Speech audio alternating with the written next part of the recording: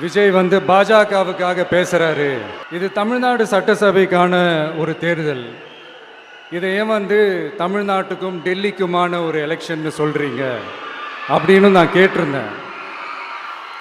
உடனே விஜய் வந்து பாஜகவுக்காக பேசுறாரு அப்படின்லாம் திருச்சி பேச ஆரம்பிச்சிட்டாங்க.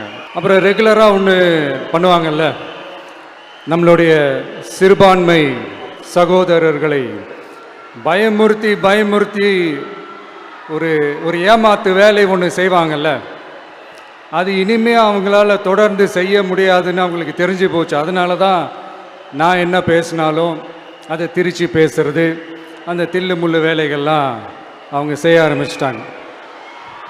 சென்னையில் டெல்லி டெல்லின்னு கூவுறதும், அடிக்கிற கொள்ளைக்கு ரைடு வந்துட்டா டெல்லிக்கு வெள்ளை கொடை பிடிக்கிறதும்,